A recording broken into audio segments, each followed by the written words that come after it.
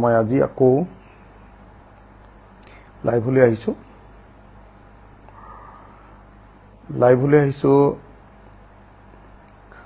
জুবিনদাৰ মৃত্যুৰ ৰহস্যজনক মৃত্যুৰ বা হত্যাকাণ্ডৰ ন্যায় সন্দৰ্ভত ন্যায় যুঁজখন সন্দৰ্ভত শেহতীয়া যিবিলাক কথা চলি আছে সেই কথাবিলাক সন্দৰ্ভত আমাৰ ৰাইজৰ দলৰ যি অৱস্থান যি স্থিতি সেই সম্পৰ্কে আপোনালোকৰ লগত কথা পাতিবলৈ আজি মই মোৰ ফেচবুক পোষ্টত ভাইটি সাউণ্ডটো গৈ আছেনে আজি মোৰ ফেচবুক পোষ্টত মই মন্ত্ৰী পীযুষ হাজৰিকাক এটা উত্তৰ দিছোঁ মই এখন লিফলেটৰ নিচিনাকৈ উলিয়াই উত্তৰটো দিছোঁ হাজৰিকাই কৈছিলে যে জুবিনদাৰ মৃত্যুৰ পাছত চৰকাৰে কিমান কাম কৰিছে জুবিনদাৰ ন্যায়ৰ কাৰণে আৰু মই দেখুৱাইছোঁ যে জুবিনদাৰ মৃত্যুৰ পাছত চৰকাৰে কিমান কাম কৰিবলৈ ব্যৰ্থ হৈছে আপোনালোকে সেইটো চাব দেই এবাৰ মোৰ ফেচবুক পেজতে সেইটো বস্তু পাব এতিয়া মই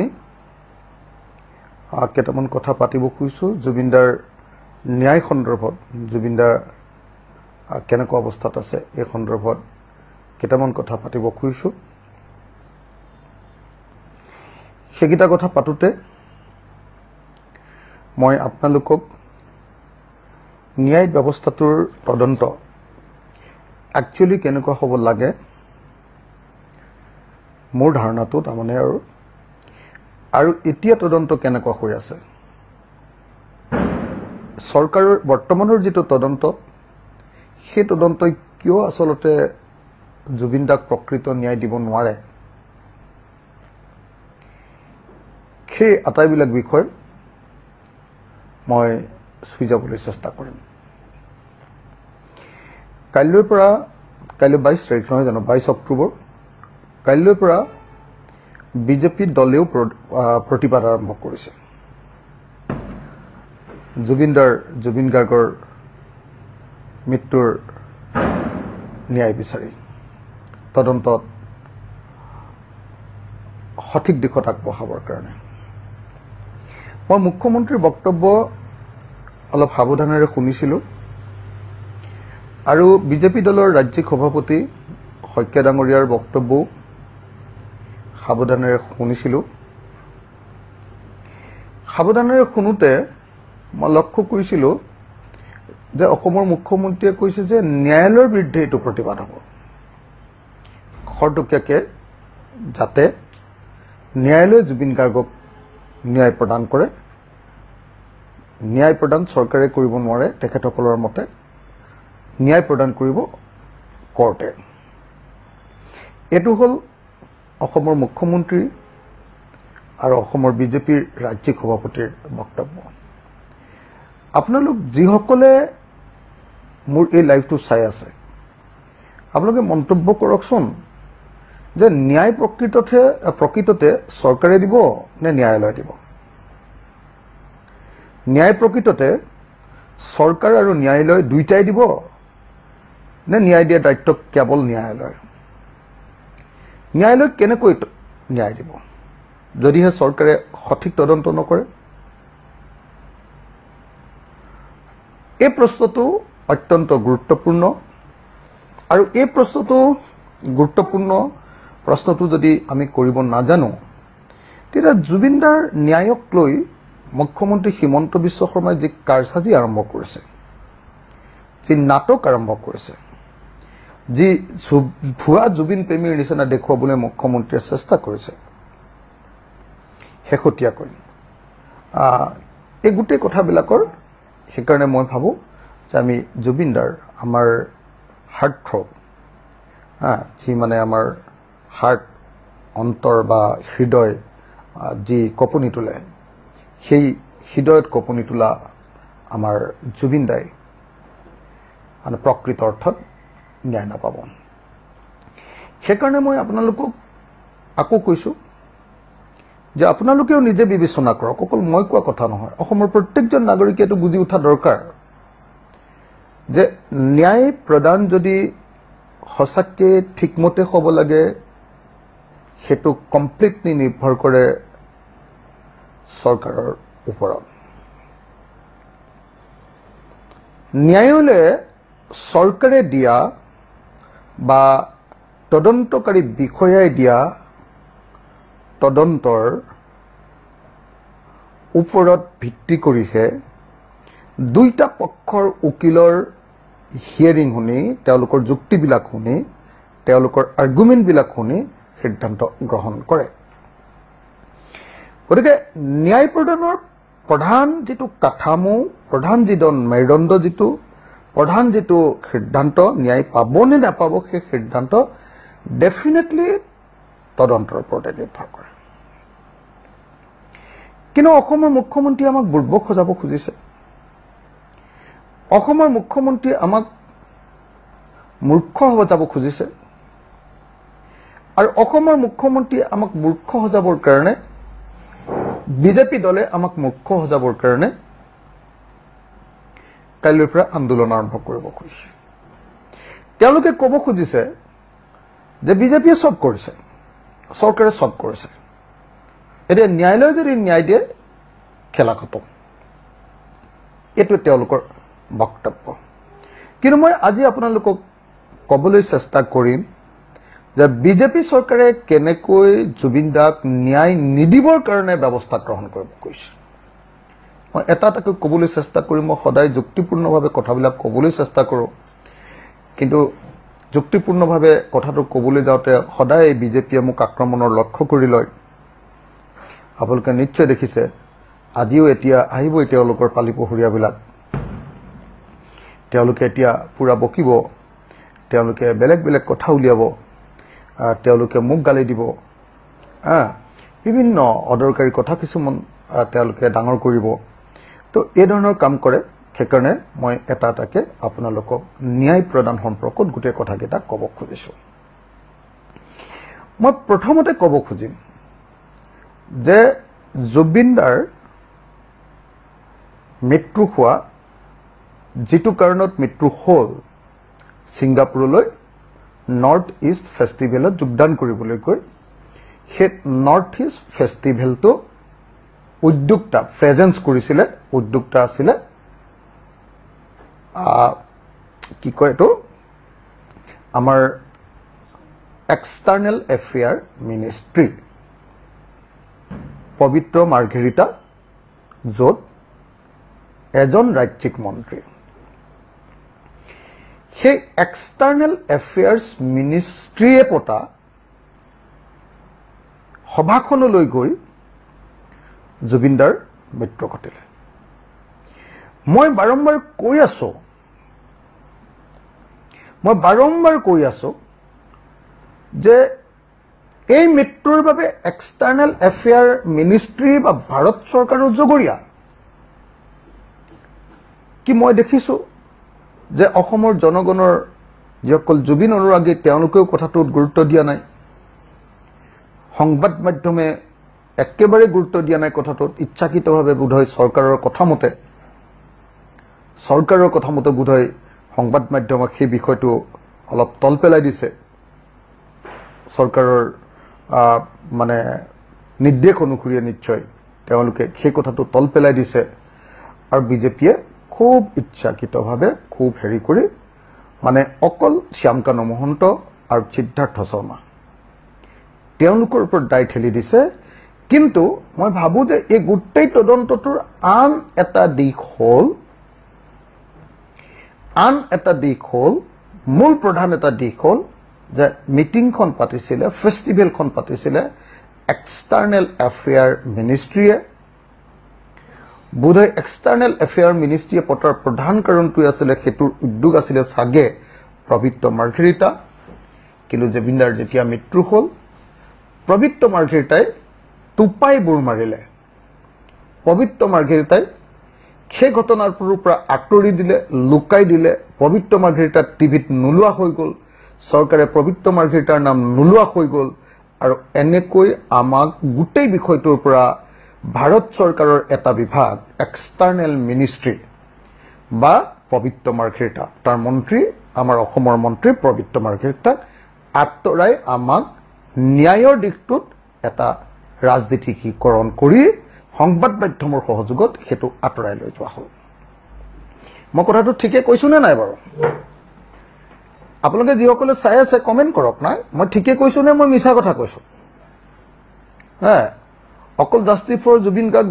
জুবিন গাৰ্গ লিখি থাকিলেইতো নহ'ব ন কথাবিলাক বুজি পাব লাগিব কথাবিলাক বিশ্লেষণ কৰিব লাগিব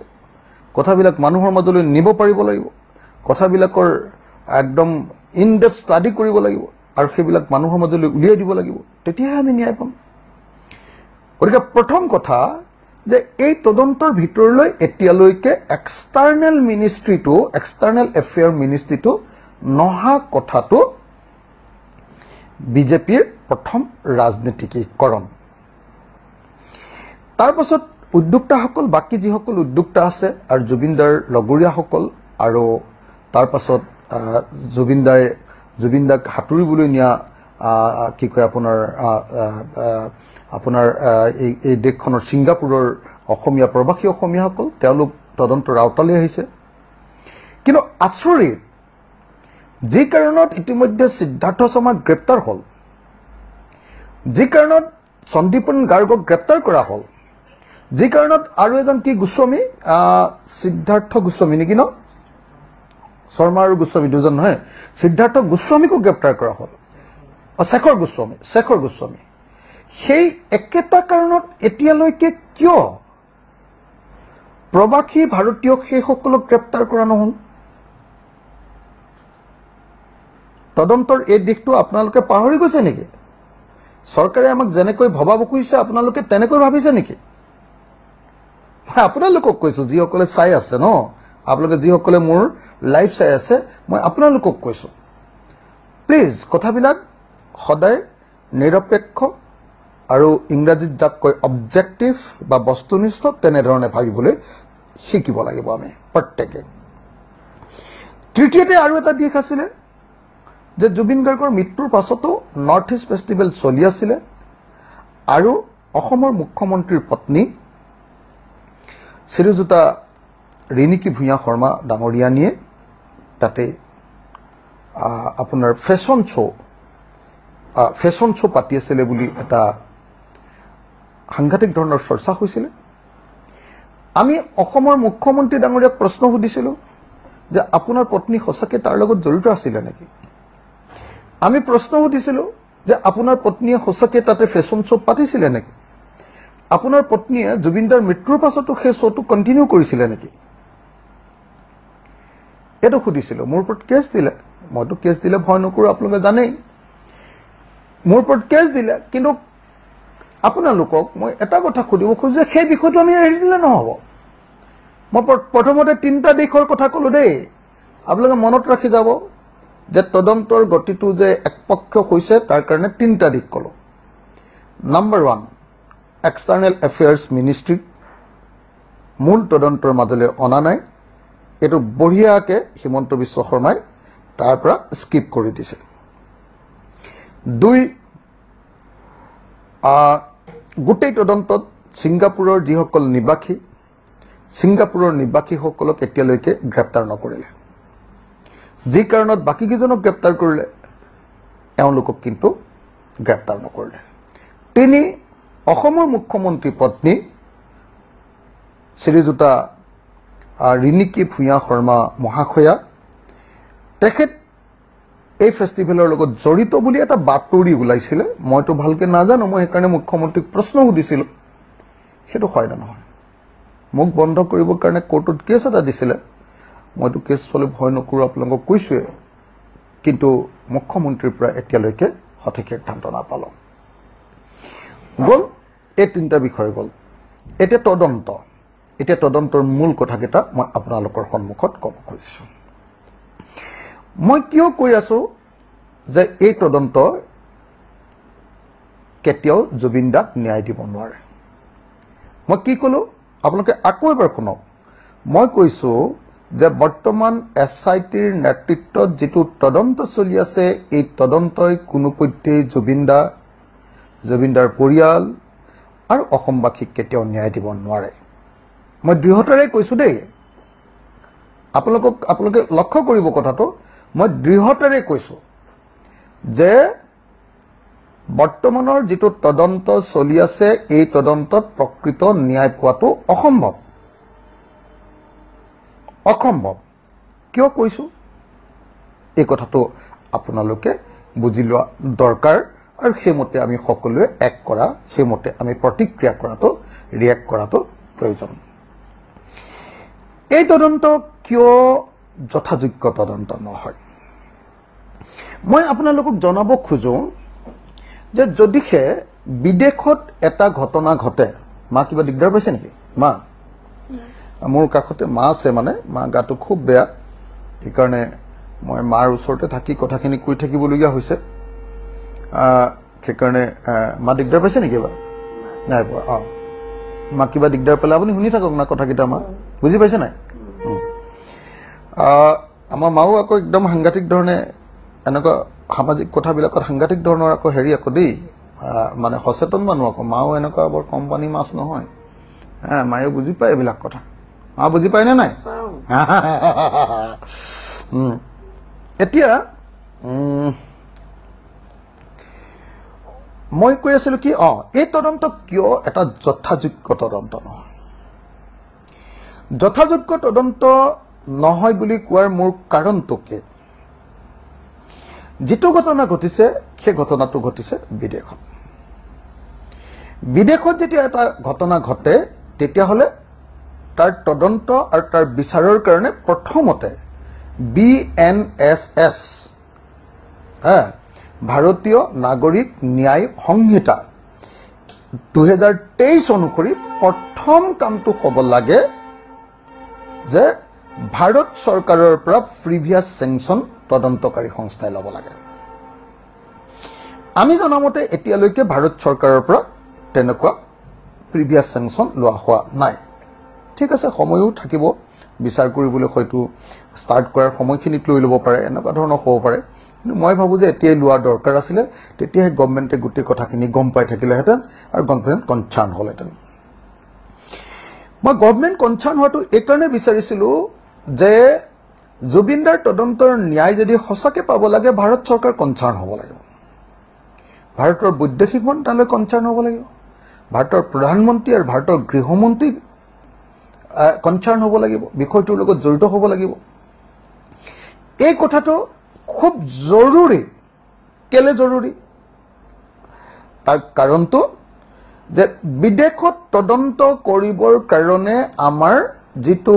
প্ৰক্ৰিয়া আছে মই প্ৰক্ৰিয়াটো আপোনালোকক আকৌ এবাৰ মনত পেলাই দিওঁ যাতে তদন্তটো কেনেকৈ হ'ব গম পালে তদন্তৰ গতিগতিটো আপোনালোকে বুজি পাব প্ৰথম কথা BNSS 2023 সেকশন 112 112 আপুনি চাওক 112 কৈছে যে বিদেশত যদি কিবা ঘটনা ঘটিছে তেতিয়া হলে কি কৰিব লাগিব তেতিয়া হলে কি বিদেশৰ চৰকাৰ বা কোৰ্টক সংশ্লিষ্ট কোৰ্টক ভাৰতৰ কৰ্তৃপক্ষই থ্ৰ কোৰ্ট এটোৱে আটাইতকৈ ইম্পৰ্টেন্ট বস্তু আজিৰ দিনটোত বাতৰিত দেখি আছো যে আমাৰ এসআইটিৰ দুজন মানুহ গৈ সিংগাপুৰ পাইছে কিন্তু মোৰ কথাটো একদম খোলাখুলি যে এসআইটিয়ে তদন্ত কৰি আনি যি তথ্য পালেও সেইটো কোৰ্টত গ্ৰাহ্য নহব যদি হে 112 নম্বৰ ধাৰা অনুসৰি থ্ৰ কোৰ্ট হেতু তথ্য নানে নহলে যেতিয়া বিচাৰ প্ৰক্ৰিয়া হ'ব আৰ্গুমেন্ট যেতিয়া হ'ব তেতিয়া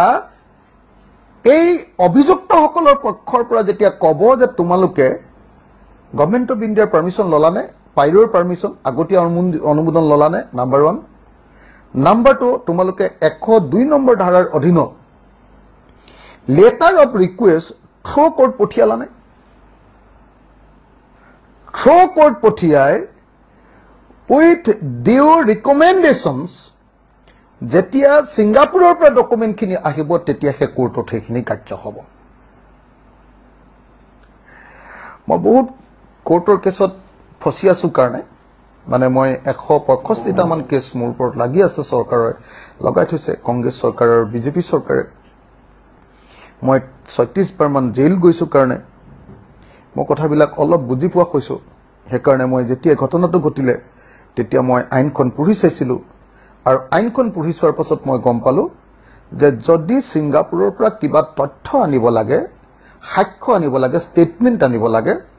বা এভিডেন্স আনিব লাগে বা ডকুমেণ্টছ আনিব লাগে তাত লিখি দিছে শব্দকেইটা এভিডেন্স ষ্টেটমেণ্ট ডকুমেণ্টছ যিকোনো বস্তু যদি আনিব লাগে থ্ৰ কোৰ্ট প্ৰথমতে আবেদন কৰিব লাগিব লেটাৰ অফ ৰিকুৱেষ্ট বুলি শব্দটো আছে লেটাৰ অফ ৰিকুৱেষ্ট পঠিয়াব লাগিব এইটো পঢ়ি নোলোৱাকে এইটো বুজি নোপোৱাকে ইয়াৰ পৰা ছিংগাপুৰৰ কাৰবাৰ হাৰিয়াৰ লগত কথা পাতি অকল তালে গ'লে কিবা তথ্য গোটালেও জাগা চালেও কিন্তু তাৰ পৰা কেতিয়াও ৰিজাল্ট নাহিব through court with request of letter পঠিয়াই এই তথ্য আনিব লাগিব বুজি পাইছেনে নাই বাৰু আপোনালোকে যদি সঁচাকৈ যদি বস্তুটো একদম মানে ভালকৈ ডিপলি নাচায় বিশেষকৈ এইটো আচলতে মুখ্যমন্ত্ৰী হিমন্ত বিশ্ব শৰ্মা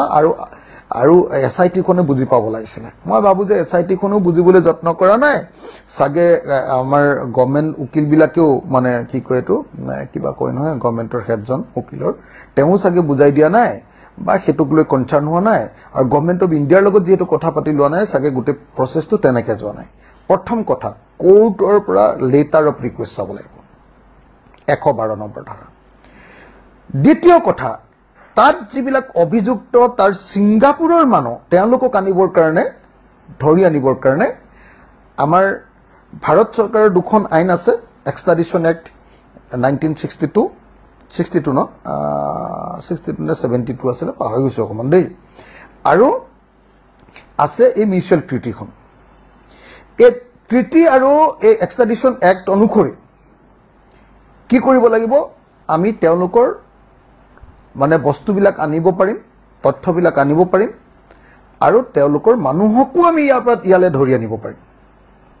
তেওঁলোকৰ মানুহ যেনেকৈ ধৰক জাহাজখনৰ কেপ্টেইনজনক যেনেকৈ ধৰক তাত মই বাৰম্বাৰ কৈ আছোঁ যে জাহাজখনত ফ্ৰী ডাইভিং কৰিছে হেৰিয়ে জুবিন দাই ফ্ৰী ডাইভিং কৰিবৰ কাৰণে এখন ফৰ্ম ফিল আপ কৰিব লাগে সেই ফৰ্মখনত একদম লিখিয়ে দিব লাগে যে মোৰ এপিলেপসি আছে নেকি এপিলেপসি থাকিলে নোৱাৰে মোৰ সিজাৰ হৈছিলে নেকি লিখি দিব লাগে সিজাৰ হ'লেও তেনেকৈ ফ্ৰী ডাইভ কৰিব নোৱাৰে এইবিলাক নোৱাৰে মানে আপোনালোকে জানে নহয় জানো মই বাৰম্বাৰ কৈ আছোঁ সেইবিলাক কথা নোহোৱাকৈ 2 নম্বৰী কৰি যদি জুবিন দাক তেনেকৈ সাঁতুৰিবলৈ দিছিলে সিহঁতিতো জেলত যাব লাগিব ন চৰকাৰে কৈ আছে যে আমি সব ছিংগাপুৰ চৰকাৰৰ ওপৰত ভৰসা কৰিছোঁ তাত বৰ ভাল তদন্ত হয় কিন্তু ছিংগাপুৰ চৰকাৰে এই ক্ষেত্ৰত কেতিয়াও ভাল তদন্ত নকৰে কাৰণ ছিংগাপুৰ চৰকাৰে যদি প্ৰমাণ কৰি দিয়ে যে ছিংগাপুৰৰ গাফিলতিৰ কাৰণে ছিংগাপুৰৰ কোনোবা এজেন্সিৰ গাফিলতিৰ কাৰণে তাত আমাৰ হাৰ্টথ্ৰব জুবিন গাৰ্গৰ মৃত্যু ঘটিলে তেতিয়াহ'লে তেওঁলোকৰ টুৰিজিম বেয়া নহ'ব নেকি কথাটো ধৰিব পাৰিছেনে মইতো ক'লে মানে আপোনালোকে বহুতে কৈ দিব যে এই ৰাজনীতি কৰিবলৈ লৈছে ৰাজনীতি নকৰা কোনোবা মানুহে এইবিলাক কথা বুজি পাব লাগিব নহয় কোনোবাইতো ক'ব লাগিব ন বেলেগে কৈ থাকিলেতো মই নকলোহেঁতেন কোনোবাইতো মাতি থাকিলে মই নামাতিলোহেঁতেন অকল জাষ্টিছ ফৰ জুবিন গাৰ্গ লিখিলেতো আমি কেতিয়াও জাষ্টিছ নাপাওঁ কথাটো ধৰিব পাৰিছেনে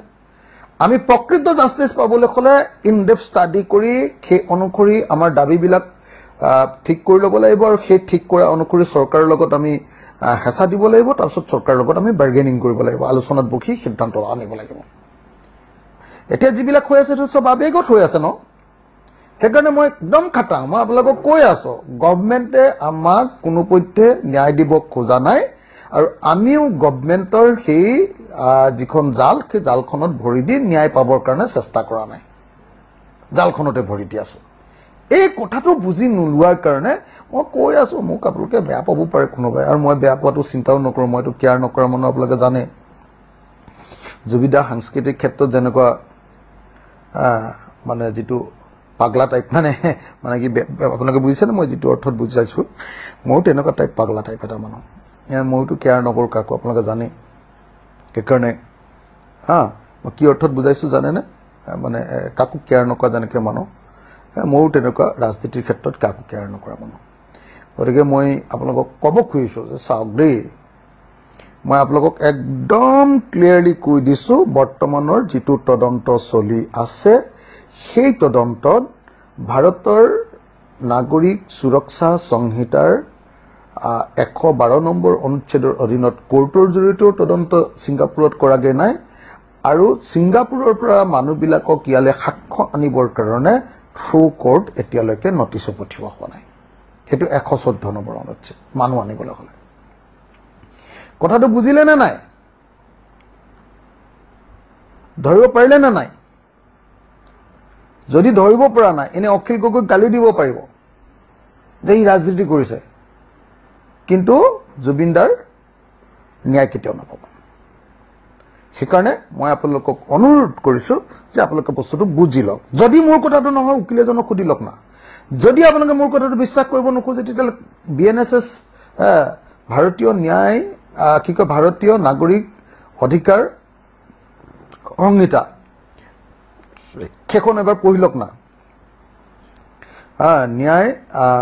সংহিতাখন আপুনি নাগৰিক ন্যায় সংহিতাখন এবাৰ পঢ়ি লওক না শেষ নহয় তেতিয়া বুজি পাই যাব ন ওৰে এই কথাকেইটা কোৱাৰ কাৰণে মোক গালি দি আছে মই দেখিছোঁ এতিয়া লাইভতো দুটা এটা মানুহে গালি দি আছে কোনোবা এই মাত্ৰ কলিতা বুলি মানুহ এটাই গালি দিছে মোক মানে বুজি নোপোৱা কি হ'ব বুজি নাপালে যদি বিজেপি লেজুত ধৰি থাকে যদি ভক্ত হয় বিজেপি তেতিয়াহ'লেতো এইবিলাক কথাই ক'ব লাগিব আমিতো সঁচা কথা কোৱা মানুহ কাকো কেয়াৰো নকৰোঁ উল্টা পুল্টা আমি পাত্তাও নিদিওঁ কাকো কি কৰিব এতিয়া মই ক'লোঁ যে এতিয়া প্ৰথমতে মই ক'লোঁ যে 1 নম্বৰ মই ক'লোঁ ৰিপিট কৰি দিছোঁ যে কেইবাটাও এজেঞ্চিক এতিয়ালৈকে ধৰা নাই তদন্তৰ আওতালৈ অনা নাই 1 number external affairs ministry 2 number মুখ্যমন্ত্ৰীৰ পত্নীৰ কথাটো 3 নম্বৰ আপোনাৰ হেৰি কি কয় আৰু এটা কিবা এটা কৈছিলোঁ 3 নম্বৰ এই তিনিটা অনা নাই 2 নম্বৰ ক'লোঁ যে যিটো তদন্ত চলি আছে এই তদন্তটো যি ধৰণে লিগেলি মানে বিধিসন্মতভাৱে চলিব লাগিছিল সেই বিধিসন্মত তদন্ত এতিয়ালৈকে চলা নাই গতিকে কোৰ্টতে ডকুমেণ্ট যদি আমাৰ এই আমি যে চিঞৰি আছিলোঁ যে যাব লাগে প্ৰথম কথা 32 দিনৰ পাছত ছিংগাপুৰ পাইছে 32 দিনৰ পাছত ছিংগাপুৰ পালে কি পাব আমাৰ ইয়াৰ পৰা মৃত্যুৰ দিনাই আমাৰ ইয়াৰ পৰা কোৰ্টৰ জৰিয়তে থ্ৰু কোৰ্ট ছিংগাপুৰ গভৰ্ণমেণ্টক ক'ব লাগিছিলে যে জুবিনদা যিটো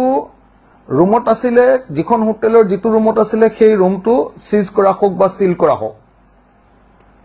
19 তাৰিখৰ দিনাই ক'ব লাগিছিল সেইদিনাই আমাৰ গভৰ্ণমেণ্টে থ্ৰু কোৰ্ট কোৱাব লাগিছিলে যে যিখন ইয়াতৰ পৰা জাপ মাৰিছিলে সেই ইয়াতখনো য'ত আছে যেনেকৈ আছে তাতে সিল কৰা হোক ষ্টেটাছকো মেইনটেইন কৰি তাতে ৰখা হোক এইটো ক'ব লাগিছিলে CCTV ফুটেজখিনি সেইদিনাই সংৰক্ষণ কৰিবলৈ কৈ দিব লাগিছিলে দুইটাৰে কৰিলেনে যদি জুবিনদাক আপোনাৰ বিষ খুৱাইছে তেতিয়াহ'লে কি কৰিব লাগিব তেতিয়াহ'লে জুবিনদাই খোৱা খাদ্যটো টেষ্ট কৰিব লাগিব খাদ্যটো টেষ্ট কৰাৰ উপৰি জুবিনদাৰ খাদ্যৰ যেটো পাত্ৰত দিছিলে সেই পাত্ৰটো টেষ্ট কৰিব লাগিব যিখন টাৱেলত মুখ মুছিলে সেইখন কৰিব লাগিব বিছনা চাদৰখন টেষ্ট কৰিব লাগিব হয়নে নহয় কওক আপোনালোকে যদি বমি কৰিছিলে বমিখিনি টেষ্ট কৰিব লাগিব হয়নে নহয় কওক আপোনালোকে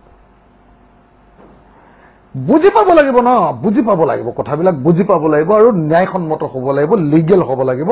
নহলে এনে গাই বাই খোলা কটিৰ তাল কৰি থাকি একো লাভ নাই খোলা কটিৰ তাল কৰি থাকি একো লাভ নাই সেইটো কথা এতিয়া মই ক'লোঁ যে থ্ৰু কোৰ্ট এইবিলাক কৰিব লাগিব তৃতীয়তে থ্ৰু কোৰ্ট কৰাৰ পাছত এতিয়া যি তদন্তকাৰী সংস্থা যাব তেওঁলোকে প্লেচ অফ অকাৰেঞ্চ য'ত ঘটনা ঘটিছে তাত তদন্ত কৰিব লাগে তদন্ত কৰিবৰ কাৰণে যি ঠাইত যিটো ঘটনা ঘটিছিলে সেই ঠাইত তেওঁ স্কেচ মেপ আঁকিব লাগিব 32 দিনৰ পাছত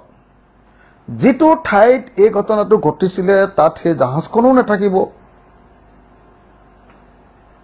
জাহাজৰ ঘটনাও নাথাকিব কেপ্টেইনো নাথাকিব পাৰে হা জাহাজো বা ক'ত ক'ত যাব সেইখন জাহাজ আমি হেতুও নাজানো তাত গৈ স্কেচ মেপ কেনেকৈ আঁকিব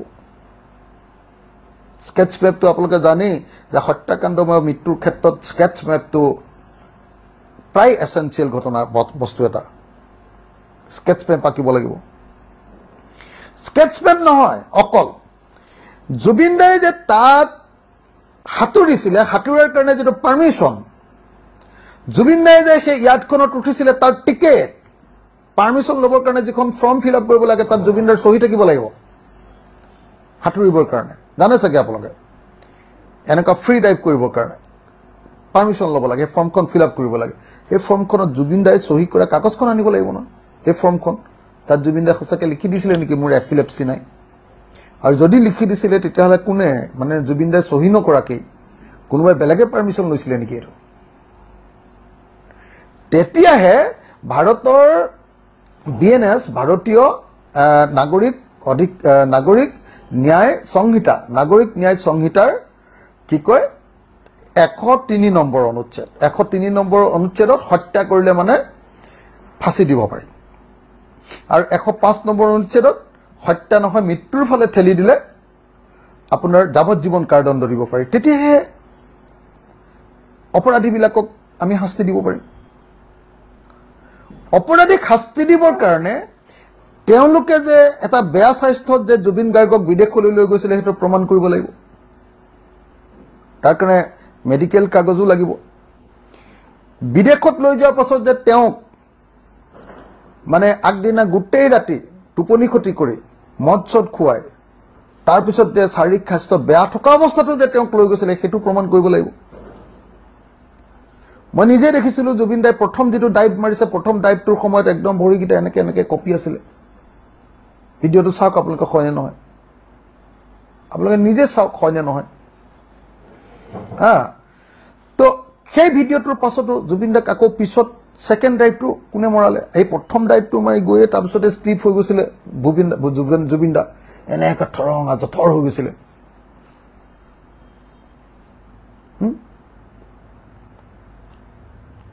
সন্যায় কওক আপোনালোকে তাৰপাছত আকৌ তেওঁক লাইফ জেকেট নোহোৱাকৈ তাক জঁপিয়াবলৈ দিলে আৰু এটা কথা দেই দুটা কথা মই খুব যত্ন সহকাৰে মা কি হ'ল আমনি লাগিছে নেকি অকণমান মা আৰু 2 মিনিট 5 মিনিট হা মা মই মা কি খবৰ মা ভালনে এয়া মোৰ মা ঠিক আছে মই কৈ আছিলোঁ কি বুলি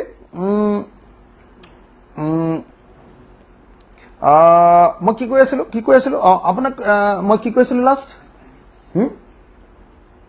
মই কৈ আছিলোঁ যে জুবিন দাক জাহাজলৈ যে লৈ গ'ল লৈ যোৱাৰ পিছত যে জাপ মাৰি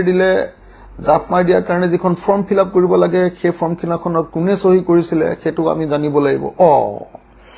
মই খুব মনোযোগেৰে জুবিন দাৰ মৃত্যু সম্পৰ্কীয় কিছুমান তথ্য মই যিবিলাক এতিয়া ইয়াত ক'ব নোৱাৰোঁ তথ্য যিবিলাক ৰাজহুৱা হোৱা নাই কিছুমান তথ্য মই মানে পঢ়িবলৈ যত্ন কৰিছিলোঁ সেই তথ্যবিলাক মই পঢ়িবলৈ মানে যত্ন কৰিছিলোঁ সেই তথ্যবিলাক মানে যেতিয়া পঢ়োঁতে মই দেখিছিলোঁ যে জুবিন দাৰ মৃত্যুৰ এটা অত্যন্ত ইম্পৰ্টেণ্ট বস্তু হ'ল যে জুবিন দাৰ দেহত ডায়েটম নামৰ এটা বস্তু পোৱা গৈছে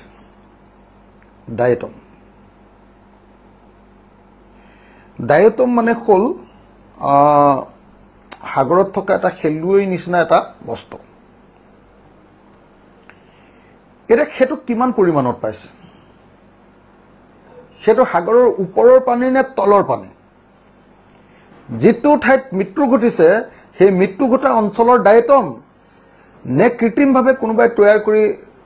খুৱাই দিয়া ডায়েটম যাক বিষ পান বুলিও কৈছে তেনেকুৱা হ'ব পাৰে নেকি কাৰণ মই যেতিয়া ইন্টাৰনেট খুচৰি যেতিয়া চাইছো যে ডায়েটম যদি বেছিকে কোনোবাই মানে যাৰ মুখত মানে ভিতৰত যদি ডায়েটম বেছিকে সোমাই যায় তেতিয়া হলে এপিলেপসি থাকিলে তেওঁ চিজাৰ হয় ডায়েটম আপোনালোকে আজি ইন্টাৰনেটত ডায়েটম DIATOM ডায়েটম শব্দটো এবাৰ ইন্টাৰনেটত সাৰ্চ কৰক যিসকলে সঁচাকে জুবিনদাৰ ন্যায় বিচাৰিছে তেওঁলোকে ডায়েটম শব্দটো এবাৰ সাৰ্চ কৰকচোন DIATOM ডায়েটম শব্দটো সাৰ্চ কৰক ডায়েটম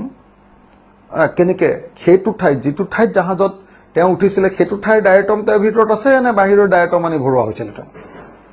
এইবিলাক প্ৰমাণ কৰিবৰ কাৰণে আপোনালোকে জানিব দেই হেৰিয়ে এনে গলে নহব এই যিখন কমিটি গৈছে আৰু মই দেখিছো যে যিখন SIT গৈছে SITৰ আয়োজন যোৱা নাই কিন্তু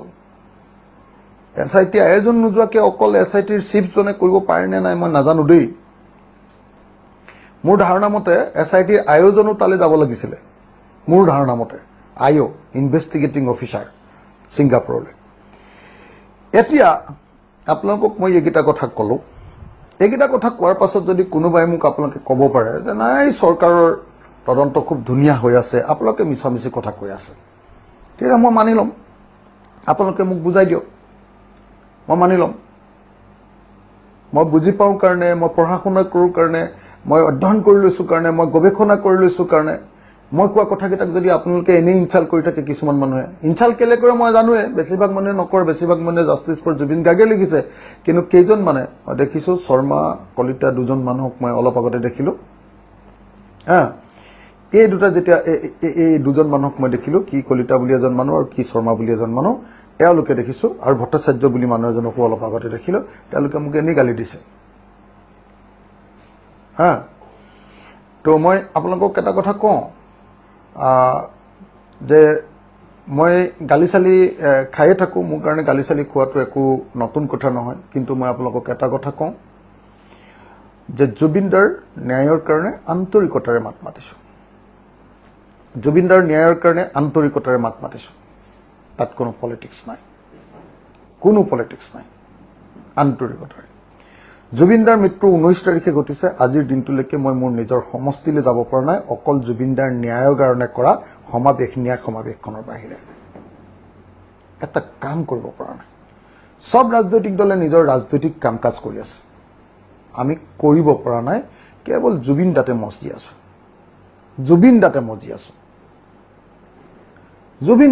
আছো সঁচাকে কৈছো মিছাকৈ লাভ নাই অকল জুবিনদাতে মজি আছো মই আপোনালোকক সেইকাৰণে স্পষ্টকৈ এটা কথা কৈছো যে জুবিনদাৰ ন্যায়ৰ কাৰণে চৰকাৰে যি ধৰণে কাম কৰিছে এই ধৰণে কেতিয়াও জুবিনদাই ন্যায় পাব নোৱাৰে হিমন্ত বিশ্ব শৰ্মাই জুবিনদাক ন্যায় দিব খোজা নাই তেখেতে আজি আকৌ নতুন এটা থিয়ৰি উলিয়াইছে যে জুবিনদাৰ মৃত্যুৰ আগতে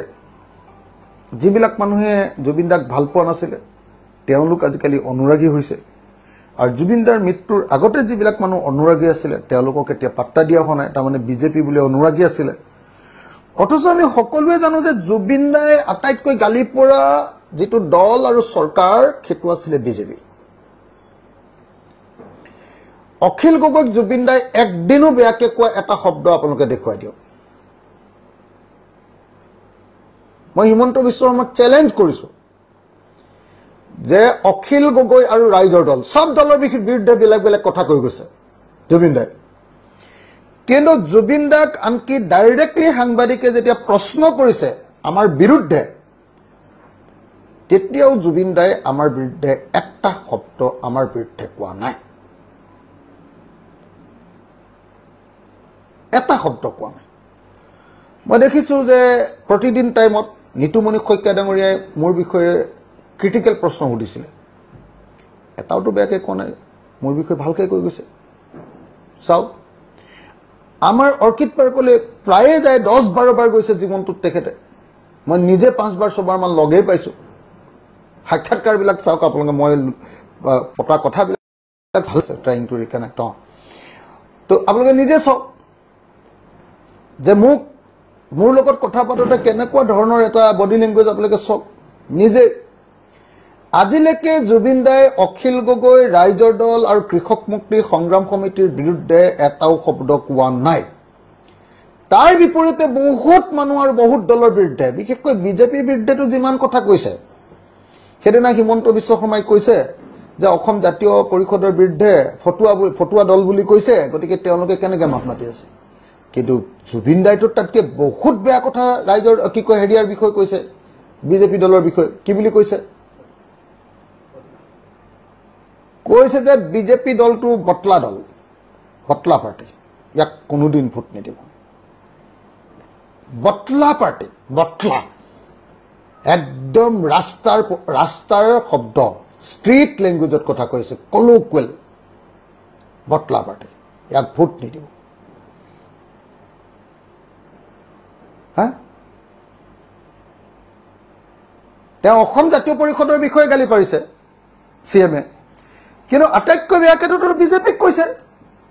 হিমন্ত বিশ্ব শৰ্মা আৰু সৰ্বানন্দ সোণোৱালক নিতুমণি শইকীয়াৰ লগত হোৱা সাক্ষাৎকাৰটোত কি বুলি গালি দিছে চাওক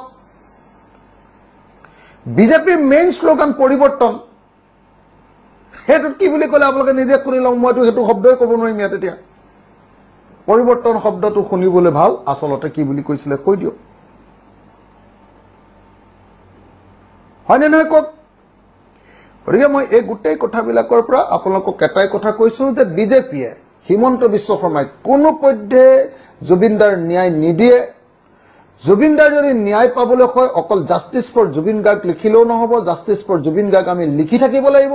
এই মাত্ৰ দিনেশ চন্দ্ৰ ডেকা বুলি মানুহ এটাই কৈছে তই পাগল মোক লিখিছে এইটো লাইভত চাই আছো মই হা আৰু এজনে কৈছে যে এই নতুন নতুন কথা ভাবি আপুনি উলিয়াই থাকক কেনেকৈ কৈছে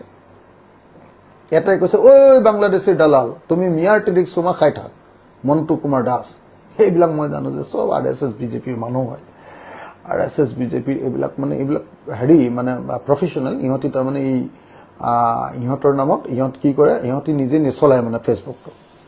ফেচবুকৰ একাউণ্টৰ পাছৱৰ্ডটো তাৰমানে বিজেপি দলত দি থৈ দিয়ে বিজেপি IT সেলটোক দি থৈ দিয়ে বিজেপি IT সেলটোৱে সেইবিলাক হেৰি কৰি থাকে সিহঁতৰ নামত এনেই মানে একাউণ্টটো আছে সিহঁতি নিজে চলাব নোৱাৰে তাৰমানে আপোনালোকে জানে নাই বিজেপিয়ে কি কৰে জানে নে নাই গোটেই বিজেপিয়ে অলপ পইচা দি কিবা কিবি কৰি মেনেজ কৰি বহুত মানুহ 1100 নে 1200 নে বেছি আছে নেকি এতিয়া জানো বেছি হলো পায় তেনেকুৱা মানুহৰ পৰা ফেচবুকৰ একাউণ্টটো তেওঁলোকৰ কি কয় IT সেলত আনি থৈছে IT সেলত আনি IT সেলৰ ৰুমটোৰ পৰা মোৰ বিৰুদ্ধে এনেকে মানে লিখি দিয়ে একদম উপাধিকিটা একদম ট্ৰাইবেল উপাধিকিটা একদম শৰ্মা ভট্টাচাৰ্য উপাধি পেগু উপাধি এনেকুৱা আৰু কিছুমান এনেকুৱা মুছলিম উপাধি দি দিব একদম মুছলিম হৈও আকৌ আপোনাক একদম হিন্দুত্ববাদৰ কথা লিখি দিয়ে তো এই একদম এনেকে ধৰণে বিজেপি সেই কামটো কৰে বুলি আপোনালোকে জানে চাগে সেই তেনেকুৱা দুটামান মানুহে মোৰে এতিয়া কমেন্ট কৰি আছে মই চাই আছো কাৰণ লাইভত থাকিলে সেইটোৱে সুবিধা যে চাই থাকিব পাৰি মই সেইকাৰণে আপোনালোকক বাৰম্বাৰ কৈ আছো দেই অকল justice for Zubeen Garg #justice for Zubeen Garg লিখিলে আমি জাষ্টিছ নাপাম অকল আবেগত থাকিলেই আমি জাষ্টিছ নাপাম যদি জাষ্টিছ সঁচাকৈ পাব লাগে তেতিয়াহ'লে আহক আমি সকলোৱে মিলি চৰকাৰক ব্যাপক ৰূপত হেঁচা দিম চৰকাৰ ইতিমধ্যে অস্বস্তিত পৰিছে চৰকাৰে ইতিমধ্যে ভয় খাইছে বিৰোধী দলে কৰিছে বুলি আমাৰ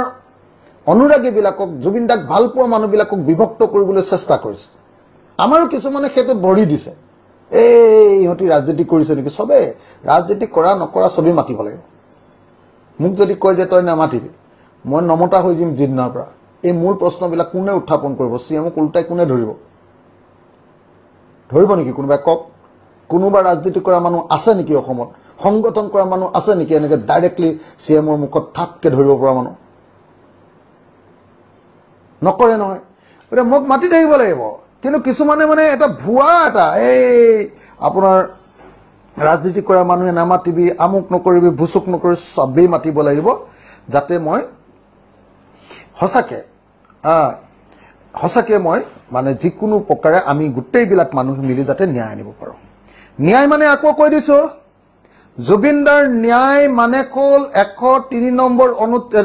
ধাৰা সেকশন 103 অফ BNSS 2023 তাৰ অধীনত অভিযুক্তৰ মৃত্যুদণ্ড নহলে বা সেকশন 105 অফ BNSS 2023 তাৰ অধীনত যাৱজ্জীৱন কোনোদিন ওলাই আহিব নোৱাৰাকৈ অভিযুক্তৰ কি ক'ব আপোনাৰ সাৰা জীবন জেল যাৱজ্জীৱন জেল এটোৱে আৰু এটো কোৰ্টে তেতিয়া কৰিব পাৰিব কোৰ্টৰ ওপৰত এনে হেঁচা দি এতিয়া লাভ নাই কোৰ্টে তেতিয়া কৰিব পাৰিব যেতিয়া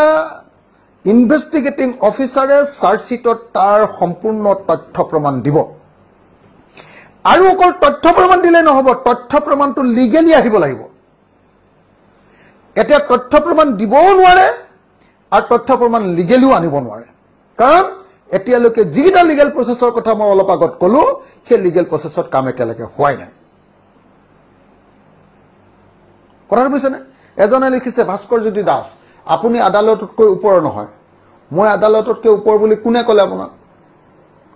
কোনে ক'লে মাথাটো খটুৱাব না নিজৰ মগজুটো খটুৱাব মানুহ আৰু জীৱ জন্তুৰ মাজত পাৰ্থক্য এটাই হেতু হল বিবেচনা শক্তি গৰু এটাই সন্মুখত থকা ঘাঁহটো খাই দিব পাৰে আমি মানুহে ভাত বনাই খাব পাৰো পৃথিৱীৰ আটাইতকৈ ধুনিয়া ঘোঁৰাটোও খাদ্যটো নিজে বনাই খাব নোৱাৰে পৃথিৱীৰ আটাইতকৈ কুৎসিত মানুহজনেও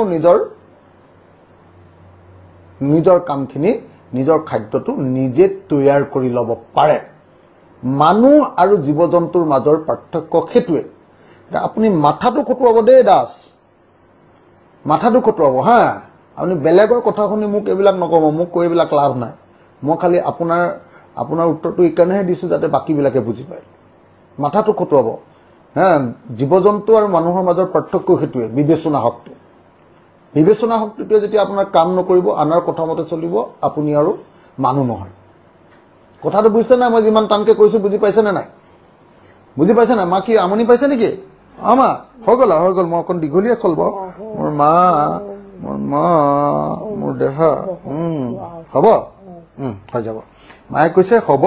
মোৰ লগত আহিব লাগে এতিয়া মাৰ লগত কথা পাতিব লাগে তো এইখিনি কথা কলো গতিকে অসমৰ মুখ্যমন্ত্ৰীয়ে যে ন্যায় নিদিয়ে সেইটো জলজল পটপট হৈ আছে কাইলৈ বোলে তেওঁলোকে আন্দোলন কৰিব বিজেপি দলে কাৰ বিৰুদ্ধে কৰিব বিজেপি চৰকাৰ বিৰুদ্ধে কৰিবতো লাগিব চৰকাৰ বিৰুদ্ধে এতিয়াতো তদন্ত চলাই আছে চৰকাৰে হয়নে নহয় চৰকাৰে এতিয়ালৈকে কোৰ্টলৈ কেছ যোৱাই নাই কোৰ্টলৈ কেছ ক'লে কোৰ্টৰ বিৰুদ্ধে যদি কৰিবলৈ হয় কোৰ্টৰ বিৰুদ্ধে আন্দোলন সাধাৰণতে মানুহে কোনেও নকৰে বিজেপি চৰকাৰে কালি মুখ্যমন্ত্ৰীয়ে কৈছে যে কোৰ্টৰ ওপৰত হেঁচা দিব লাগিব হেতুটো কোৰ্টৰ ওপৰত নহয় প্ৰথমতে চৰকাৰৰ ওপৰত আপোনাৰ হিমন্ত বিশ্ব শৰ্মা আপোনাৰ ওপৰত আপোনাৰ নিচিনা চৈতানী মানুহ পৃথিৱীত জন্ম হোৱা নাছিলে চৈতানী মানুহ অসমৰ ইতিহাসৰ আটাইতকৈ চৈতানী মানুহ আপুনি জন্ম হৈছে আপুনি 2 নম্বৰী কৰি এটা জুবিনদাৰ ন্যায়ৰ দিব খোজা নাই আপুনি পলিটিক্স কৰিছে আন কোনেও পলিটিক্স কৰা নাই অসমত মই দেখিছো কংগ্ৰেছেও মানে ভয়ে আছে মানুহে বেয়াকে বদনাম কৰিব নেকি বাকি দলবিলাকেও তেনেকৈ আছে অকল আপুনি আৰু আপোনাৰ দল অকল আপোনালোকে গোটেই জুবিনদাৰ গোটেই তদন্তক লৈ ৰাজনীতি কৰিছে গতিকে আহক আমি সকলোৱে মিলি জুবিনদাৰ ন্যায়ৰ কাৰণে যুঁজ দিওঁ ধন্যবাদ জয় অসম জয় জুবিনদা অমৰ হওক জয় আই অসম